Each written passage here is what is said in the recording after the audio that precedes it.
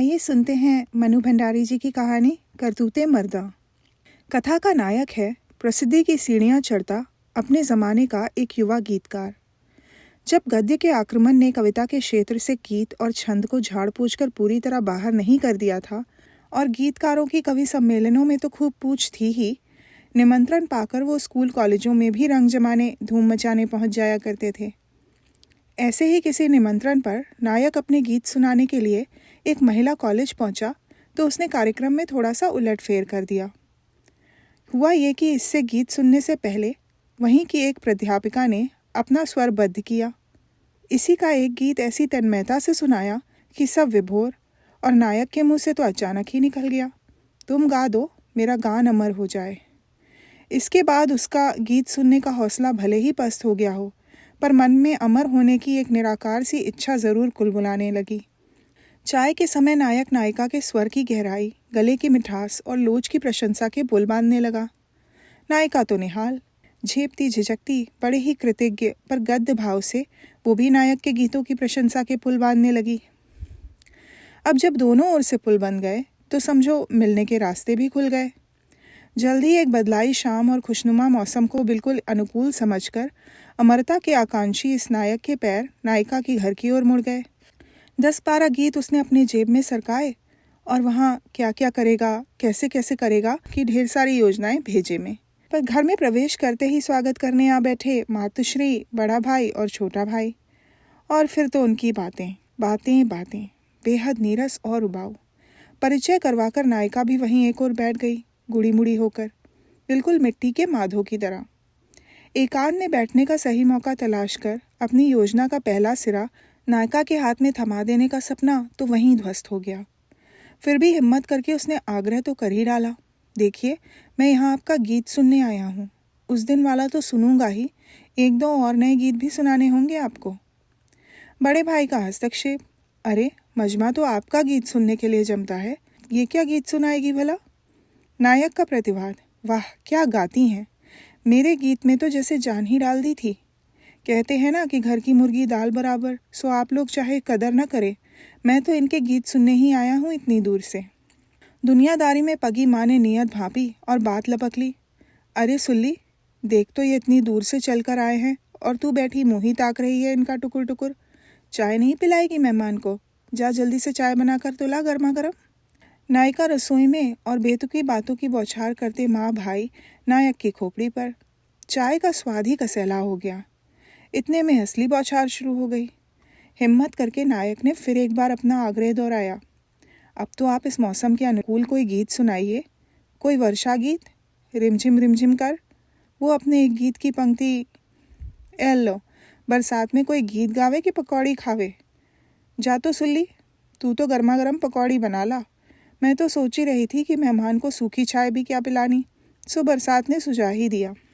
नहीं नहीं, मैं पकौड़ी वकौड़ी नहीं खाता, मेरा तो गला वैसे ही खराब रहता है, तली चीज़ें।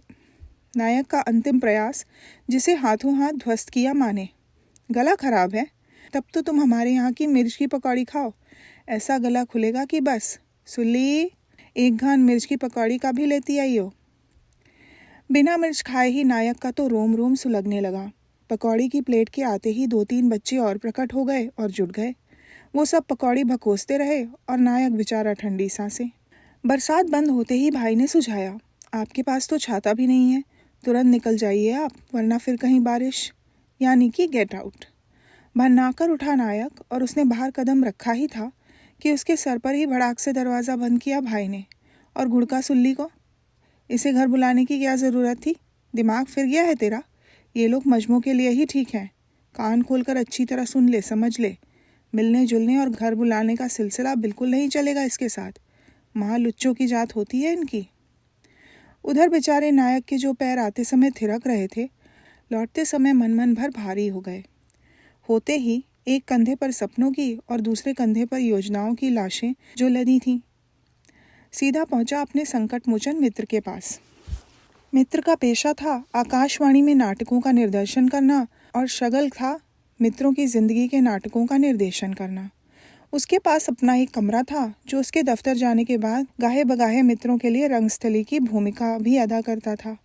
अब जब कमरा देता था तो उस रंगस्थली में होने वाले क्रियाकलापों का राजदार भी बन ही जाता था, और समस्या संकट आने पर जिसकी भरमार रहती ही थी, केवल सुझाव ही नहीं देता, मदद भी करता था। इसके चलते उसे महारत हासिल हो गई थी ऐसे लपड़ों झपड़ों को सुलझाने सुलटाने में। गुस्से में बौखलाए नायक ने अपनी आकांक्षा और योजना के साथ शुरू से सारी बात बताई और उपसंहार किया उस खूंखार भाई की जल्लादी हरकत से, जिसने उसकी खोपड़ी पर ही दरवाज़ा दे मारा था। मित्र केवल हंसा, बिना शब्दों के ही, जिसमें बहुत कुछ निहित था। पर नायक तो अपनी ही रौ में बोले चला जा रहा था। देख, इतना तो तू भी मानेगा कि बच्चन, नीरज, मुकुल से कोई कम नहीं है मेरी कलम का हुनर। बस ये गला पूरी तरह साथ नहीं देता। अगर किसी तरह मेरे हुनर को इस लड़की के सुर की सवारी करने को मिल जाए तो समझ हुए मेरे गीत अमर। बस अब तू निकाल कोई रास्ता। खिलखिला पड़ा मित्र। अबे साले, आज तू सुर की सवारी की बात कर रहा है, कल लड़की पर सवारी करने की मांग रखेगा और कहेगा निकाल कोई रास्ता। बिफर गया नायक। देख, मैं बिल्कुल मजाक के मूड में नहीं हूँ। मैं भी नहीं।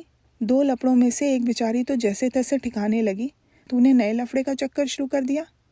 कोई लफड़ा वफड़ा नहीं है। मैं सिर्फ चाहता हूँ कि वो मेरे गीत स्वरबद्ध करे और गाए, और तू अमर हो जाए। अबे चुगत, बच्चन जी ने लिख दिया कि तुम गा दो तो मेरे गीत अमर हो जाएं, और तू उसे ज़िंदगी में ढालने बैठ गया। सीधे सीधे बोलना कि लड़की पटानी है। बहरहाल 2 दिन चली लंबी नोक-झोंक कहासुनी के बाद परमार्थी मित्र ने नायक का स्वार्थ साधने के लिए एक योजना बना डाली। नायिका को आकाशवाणी में लाया जाए। गाती अच्छा है तो ऑडिशन में तो निकल ही जाएगी। अनुभव दिलवाते रहने की जिम्मेदारी मेरी। शर्त रहेगी कि बस वो तेरे ही गीत गाएगी। अब आकाशवाणी से जब तक तेरे गीत गूंजेंगे तो अमरता की दिशा में कुछ तो। हंस पड़ा मित्र। योजना तो बड़ी माकूल, पर नायक के मन में उठी एक शंका। एकाएक आकाशवाणी का प्रस्ताव जाएगा कैसे उसके पास? कॉलेज के सिवाय बाहर तो वो कहीं गाती ही नहीं। उसका भी रास्ता है। घर में कहेगी कि एक कुलीग के भाई, नहीं भाई नहीं, पिता आकाशवाणी में काम करते हैं, सो उसी ने सुझाव दिया कि वो आकाशवाणी में क्यों नहीं गाती। अगर उन्होंने आकाशवाणी के नाम से ही अड़ंगा लगाया तो उसका भाई। अरे छोड़, आकाशवाणी से मिला नाम जब सारी दुनिया में और नामा जेब में सरकने लगेगा तो सारे अड़ंगे दूर हो जाएंगे। सचमुच सारे अड़ंगे दूर हुए और योजना शुरू ही नहीं हुई, बल्कि 6 महीने बीतते न बीतते ऐसी गति पकड़ी कि नायक तो लाहलोट। आकाशवाणी में जब जब सुल्ली का गाया अपना गीत सुनता तो उसी जोम में 1-2 गीत और लिख डालता। धीरे धीरे उसकी संज्ञा बढ़ती जा रही थी, यानी कि प्रेरणा भी बन गई थी अब वो उसकी। इधर सुल्ली घर की दमघोटू चौहट्टी और भाई के आतंकवादी रवैये से निकलकर नायक के करीब क्या पहुंची कि उसकी तो दुनिया ही बदल गई। आकाशवाणी से प्रसारित होता अपना नाम और नायक की आंखों से छलकती प्रशंसा। उसके मन में तो बस उमंग, उत्साह की लहरें दौड़ती रहती सारे दिन। इसी उमंग में एक दिन उसने नायक से कहा, मैंने सोचा है कि अगली बार मैं एक लोकगीत गाऊंगी। क्या जमते हैं लोकगीत और भजन कीर्तन? अभी हमारे कॉलेज में कीर्तन का एक प्रोग्राम हुआ, ऐसा जमा कि सब झूमने लगे। माथा ठनका नायक का। इस जमने में उसे तो अपने उखड़ने का सिलसिला दिखाई दिया, पर अब रोके कैसे? सो रोका तो नहीं उसने, पर प्यार का कोई चौका लगाने की जिगत बैठाने लगा। किसी तरह एक कमरा छाप मुलाकात हो पाती तो प्यार की वो हैवी डोज देता कि भूल जाती सारे भजन कीर्तन। पर कमरा क्या, ये तो कभी पार्क के पेड़ पौधों, झाड़ियों से ढके किसी सुनसान से कोने तक में मिलने को तैयार नहीं। अब आकाशवाणी के इस भीड़ भरे कैंटीन में, जहाँ सारे समय भीड़ भड़क्का और चाऊ चाऊ मची रहती है, कोई क्या कर ले? बहुत हुआ तो ज़रा सा हाथ मसल दिया या सहला दिया, या टेबल के नीचे टांग से टांग टकराते रहे। प्रेम की इस नामालूम सी डोज के बदले भजन कीर्तन ही सूझेगा। सो नायक ने हिम्मत करके बड़े सांकेतिक शब्दों में कमरा मुलाकात के अपने आग्रह को दोहराया। नायिका तो लाल गुलाल, और पहली बार उसने इंकार के साथ एक वाक्य भी जोड़ा, धत, अभी ऐसा कुछ नहीं करते, ये सब तो शादी के बाद। और कहने के साथ ही शर्म से उसकी आंखें भी झुक गईं। लो, तो ये शादी का सपना देख रही है, पर ऐसा संकेत तो उसने कभी दिया नहीं, क्योंकि ऐसा तो उसका कोई इरादा ही नहीं है। शादी का लड्डू खाकर पछताने का खतरा वो मोल ही क्यों ले, जबकि बिना खाए अभी तक तो उसकी ज़िंदगी में पछताने का कोई सिलसिला शुरू हुआ नहीं। गीतों पर मुग्ध होते होते गीतकारों पर मुग्ध होने वाली अभी कई हैं, जिनमें से कुछ एक की मौखिक प्रशंसा निमंत्रण देती हुई धीरे धीरे शरीर से भी झरने लगती, यानी कि कुछ न कुछ सिलसिला चलता ही रहता है। फिर एक मामला तो वक्त ज़रूरत के लिए तैयार रहता ही है, पर इसे अब भजन कीर्तन से घसीटकर वापस अपने गीतों पर कैसे लाया जाए। आखिर निकाला एक रास्ता। प्रेम में सराबोर 2 गीत निकाले, एक लिफाफे में रखकर लिखा सुल्ली के लिए और पहुंचा दिए उसके पास। बस हो गई सुल्ली तो प्रेम दीवानी। अब लड़कियों के साथ एक मुसीबत, प्रेम का बीज सब तरफ से डांप ढाप कर बिल्कुल चुपचाप बोया भले ही मन में जाए, पर उसके अंकुर तो कमबख्त रोम रोम में फूटने लगते हैं। सबके बीच कुछ हो गया है का डंका चोट ऐलान करते हुए। अब भाई से तो छिपने से रहा कि कहीं गलत जगह पाँव पड़ गया है सुल्ली का, सो उन्होंने भी उसे सुनाते हुए अपना डंका चोट ऐलान कर दिया। अम्मा, मैं अपनी रजामंदी की चिट्ठी लिख रहा हूँ कानपुर वालों को।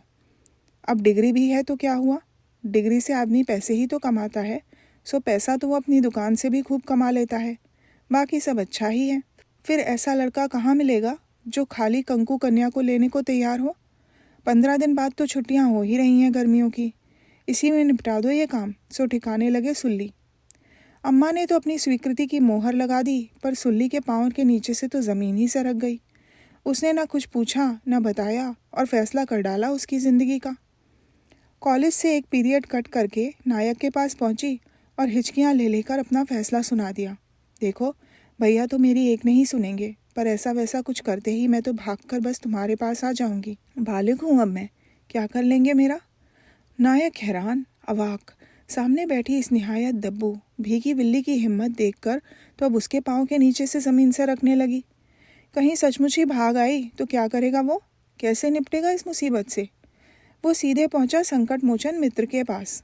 उसने 2 टूक फैसला सुना दिया, जल्दी से जल्दी तुम लोग शादी कर लो। शादी? पर कुछ कन्नी से काटने लगा नायक। पर क्या, कोई अनहोनी बात है शादी करना? तुझे यही चिंता है ना कि तेरे पुराने लफड़ों का क्या होगा। छुट्टे साड़ सा कैसे घूम सकेगा तू। सो अब ज़रा अपनी आदतों पर लगाम लगा, वरना तेरी प्रेरणा का क्या होगा, तेरी अमरता का क्या होगा। नहीं यार, उसके घर वाले मुझसे शादी करने को कभी राज़ी ही नहीं होंगे। ऐसी शादियां माँ बाप की रजामंदी से नहीं, हिम्मत हौसले से होती हैं। वो तो भागकर आने को तैयार है, और तू। सुल्ली का दुख, मित्र का दबाव और अपना भी नफ़ा नुकसान तोल कर आखिर राज़ी हो गया नायक शादी के लिए। ऐसे शुभ काम में 2-4 मित्र और जुट गए। शादी की तारीख ही नहीं, मंदिर पंडित सब तय कर डाले। 1 सप्ताह बाकी था शादी को कि पता नहीं कैसे भाई को पता लग गया। आग बबूला हो गया वो तो। आगा सोचा ना पीछा, बस कॉलेज में पढ़ने वाली, आकाशवाणी में गाने वाली बालिग बहन तक को भरपूर हाथ का एक झन्नाटेदार झापड़ रसीद कर दिया। अम्मा, कमरे में बंद करो इसे और अच्छी तरह खबर लो इसकी। सारी बात जान अम्मा ने भी मुंह दिखाने लायक मत रखना, नाक कटवा देना हमारी, इससे तो होते ही मर गई होती। ऐसे अवसरों पर बोले जाने वाले वाक्यों का पूरा सेट राग, लय और आंसुओं की झड़ी के साथ दोहराते हुए 2-4 घूंसे जमा दिए और कर दिया कमरा बंद। यानी कि सुल्ली के मनचाहे भविष्य के आगे दरवाजे ठुक गए। ऐसे में दिदिया का हमराज बना उसका छोटा भाई। उसने जाकर मित्र को सारी बात बताई और पूछा, दिदिया को किस दिन निकाल कर लाना है और कहाँ लाना है।